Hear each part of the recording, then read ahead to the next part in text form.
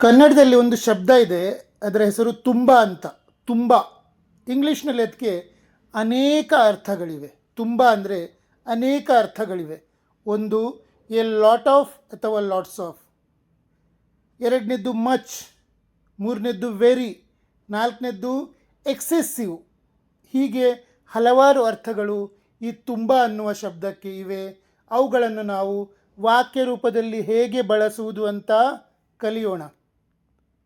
ಮೊದಲನೇದಾಗಿ A lot of ಅಥವಾ lots of, ಇವುಗಳನ್ನು ಎಣಿಕೆ ಮಾಡಬಹುದಾದ, ಕೌಂಟೇಬಲ್ ಅಂದರೆ ಪೀಪಲ್, ಬುಕ್ಸ್, ಮತ್ತು ಎಣಿಕೆ ಮಾಡಲು ಸಾಧ್ಯವಿಲ್ಲದ, ಟೈಮ್, ಲವ್, ಅನ್ಕೌಂಟೇಬಲ್, ಎರಡೂ ವಿಷಯಗಳಿಗೆ ಬಳಸಬಹುದು.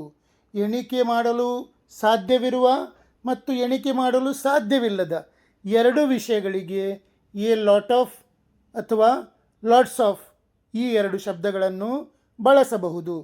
ಹೇಗೆ ನೋಡೋಣ. ಎ ಲಾಟ್ ಆಫ್ ಅಥವಾ ಲಾಟ್ಸ್ ಆಫ್ ಇದು ಸಾಮಾನ್ಯವಾಗಿ ಧನಾತ್ಮಕ ಪಾಸಿಟಿವ್ ವಾಕ್ಯಗಳಲ್ಲಿ ಬಳಕೆಯಾಗುತ್ತದೆ. ಎ ಲಾಟ್ ಆಫ್ ಮತ್ತು ಲಾಟ್ಸ್ ಆಫ್ ಪಾಸಿಟಿವ್ ವಾಕ್ಯಗಳಲ್ಲಿ, ಇದು ಬಹಳ ಇಂಪಾರ್ಟೆಂಟ್, ಸಕಾರಾತ್ಮಕ ಪಾಸಿಟಿವ್ ವಾಕ್ಯಗಳಲ್ಲಿ ಬಳಕೆಯಾಗುತ್ತದೆ. ಉದಾಹರಣೆಗೆ, ನನ್ನ ಬಳಿ ತುಂಬ ಪುಸ್ತಕಗಳಿವೆ. I have a lot of books. ನನ್ನ ಬಳಿ ತುಂಬ ಪುಸ್ತಕಗಳಿವೆ. I have a lot of books. ಅವನಿಗೆ ತುಂಬ ಸ್ನೇಹಿತರಿದ್ದಾರೆ. He has lots of friends. ಅವನಿಗೆ ತುಂಬ ಸ್ನೇಹಿತರಿದ್ದಾರೆ. He has lots of friends.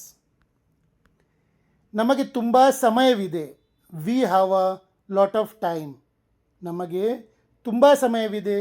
V have a lot of time. ವಿವರಣೆ, ಯಾವುದಾದ್ರೂ ವಸ್ತು ಅಥವಾ ವಿಷಯ ದೊಡ್ಡ ಪ್ರಮಾಣದಲ್ಲಿದೆ ಎಂದು ಹೇಳುವಾಗ ಇದನ್ನು ಬಳಸಿ. ಎರಡನೇ ಅರ್ಥ ಮಚ್. ಇದು ಸಾಮಾನ್ಯವಾಗಿ ಎಣಿಕೆ ಮಾಡಲು ಸಾಧ್ಯವಿಲ್ಲದ, ಅನ್ಕೌಂಟೇಬಲ್ ವಸ್ತುಗಳ ಜೊತೆಗೆ ಬಳಸಲಾಗುತ್ತದೆ. ಎಣಿಕೆ ಮಾಡಲಿಕ್ಕೆ ಸಾಧ್ಯ ಇಲ್ಲದಿದ್ದರೆ ನಾವು ಮಚ್ ಉಪಯೋಗಿಸ್ತೇವೆ. ಹೇಗೆ ನೋಡಿ. ಮಚ್ ಹೆಚ್ಚಾಗಿ ನಕಾರಾತ್ಮಕ, ನೆಗೆಟಿವ್ ಅಥವಾ ಪ್ರಶ್ನೆ ಕೇಳುವ ವಾಕ್ಯಗಳಲ್ಲಿ ಬಳಸಲಾಗುತ್ತದೆ. ನೆಗೆಟಿವ್ ಮತ್ತು ಕ್ವಶನ್ಸ್ಗಳಲ್ಲಿ ಮಚ್ಚನ್ನು ಜಾಸ್ತಿಯಾಗಿ ಬಳಸ್ತಾರೆ. ನನ್ನ ಹತ್ತಿರ ಅಷ್ಟೊಂದು ಹಣವಿಲ್ಲ. I don't have much money. ನನ್ನ ಹತ್ತಿರ ಅಷ್ಟೊಂದು ಹಣವಿಲ್ಲ. I don't have much money. ನಿನಗೆ ತುಂಬ ಕೆಲಸವಿದೆಯೇ. Do you have much work. ನಿನಗೆ ತುಂಬ ಕೆಲಸವಿದೆಯೇ. Do you have much work.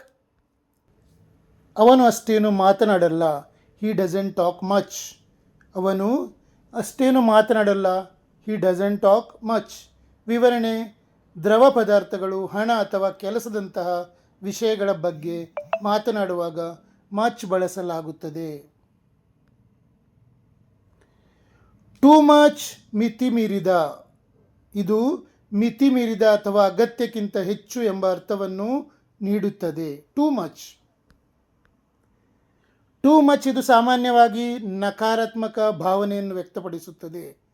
Too much ಇದು ಸಾಮಾನ್ಯವಾಗಿ ನಕಾರಾತ್ಮಕ ಭಾವನೆಯನ್ನು ವ್ಯಕ್ತಪಡಿಸುತ್ತದೆ.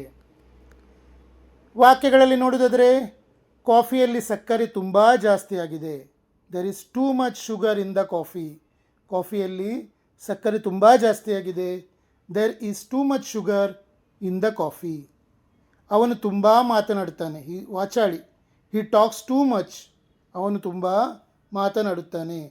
ವಾಚಾಳಿ. He talks too much. ನಿನ್ನೆ ತುಂಬ ಮಳೆಯಾಯಿತು. It rained too much yesterday. ನಿನ್ನೆ ತುಂಬ ಮಳೆಯಾಯಿತು. It rained too much yesterday. ವಿವರಣೆ, ಯಾವುದಾದರೂ ಒಂದು ವಿಷಯ ನಮಗೆ ತೊಂದರೆ ಕೊಡುವಷ್ಟು ಅಥವಾ ಸಾಕು ಎನಿಸುವಷ್ಟು ಹೆಚ್ಚಾದಾಗ ಟೂ ಮಚ್ ಬಳಸಿ. Next, very. ಇದು ಒಂದು ಗುಣ, ಎಜೆಕ್ಟಿವ್ ಅಥವಾ ಕ್ರಿಯೆಯ ತೀವ್ರತೆಯನ್ನು ಹೆಚ್ಚಿಸಲು ಬಳಸುವ ಪದ. ವೆರಿ. ವಾಕ್ಯಗಳಲ್ಲಿ ನೋಡೋಣ. ಈ ಸಿನಿಮಾ ತುಂಬ ಚೆನ್ನಾಗಿದೆ. This movie is very good. ಈ ಸಿನಿಮಾ ತುಂಬ ಚೆನ್ನಾಗಿದೆ. This movie is very good. ಅವಳು ತುಂಬ ವೇಗವಾಗಿ ಓಡುತ್ತಾಳೆ. She runs very fast. ಅವಳು ತುಂಬ ವೇಗವಾಗಿ ಓಡುತ್ತಾಳೆ. She runs very fast. ಇವತ್ತು ತುಂಬ ಬಿಸಿಲಿದೆ. It is very sunny today. ಇವತ್ತು ತುಂಬ ಬಿಸಿಲಿದೆ. It is very sunny today. ವಿವರಣೆ ಚೆನ್ನಾಗಿದೆ, ವೇಗವಾಗಿದೆ ಎಂಬ ಗುಣಗಳನ್ನು ಇನ್ನಷ್ಟು ಒತ್ತಿ ಹೇಳಲು ವೆರಿ ಬಳಸಿ. Next excessive. ಇದು ಟೂ ಮಚ್ಗಿಂತ ಸ್ವಲ್ಪ ಹೆಚ್ಚು ಔಪಚಾರಿಕ ಫಾರ್ಮಲ್ ಪದ. ಎಕ್ಸೆಸಿವ್.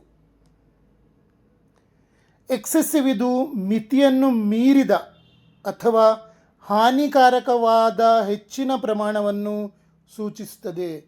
ಮಿತಿಯನ್ನು ಮೀರಿದ ಅಥವಾ ಹಾನಿಕಾರಕವಾದ ಹೆಚ್ಚಿನ ಪ್ರಮಾಣ ಎಕ್ಸೆಸಿವ್. ಅತಿಯಾದ ಕುಡಿತ ಆರೋಗ್ಯಕ್ಕೆ ಹಾನಿಕಾರಕ. Excessive drinking is harmful to health. ಅತಿಯಾದ ಕುಡಿತ ಆರೋಗ್ಯಕ್ಕೆ ಹಾನಿಕಾರಕ. Excessive drinking is harmful to health. ತುಂಬ ಶಬ್ದ ಮಾಡಬೇಡಿ. Avoid excessive noise. ತುಂಬ ಶಬ್ದ ಮಾಡಬೇಡಿ. Avoid excessive noise.